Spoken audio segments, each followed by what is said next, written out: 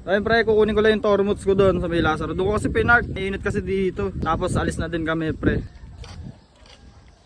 Hindi mo makita? Kamay ko. Wah, Nakita ko nga yan ako yun. muna eh. Ayun pre, may dala kaming duyan. Maganda daw kasi yung spot doon. Kamay ko.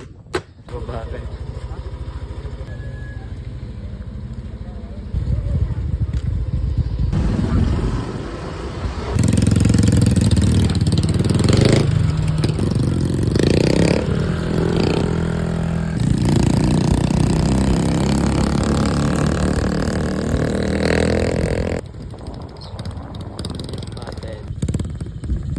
Malinis na lang mamaya. Takot talaga.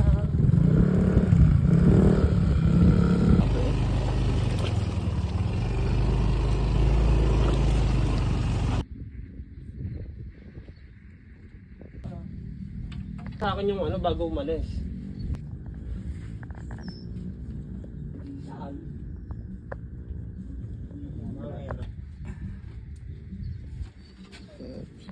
Set up lang natin yung bintol pre, tapos mag-uumang tayo dito sa may patubigan na yan. Waterway yata yan pre. Ayan dyan.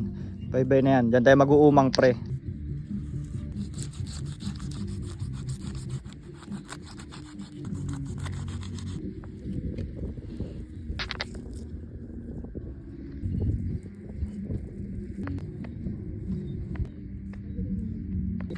Diyan, find ko na dyan natin. Dyan.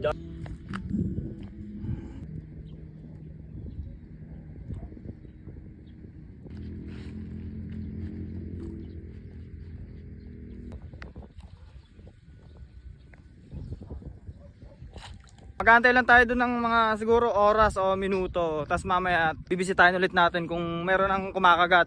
Tambay muna kami doon sa may spot para magluto na tanghalian natin. Alas 11 na din kasi pre, hindi pa tayo nananghalian. Dinala na ako ng monay pre. Yung monay kong baon sa trabaho. Hindi ko nakain kasi maaga ako na uwi. Ang palaman pre. Sarap sana kung pansit canton to. Pati ko ko ah. Pati ko hype na yan. Luto na si nanay. Luto na si nanay. Kulo na? Luto na. Luto na? Yun.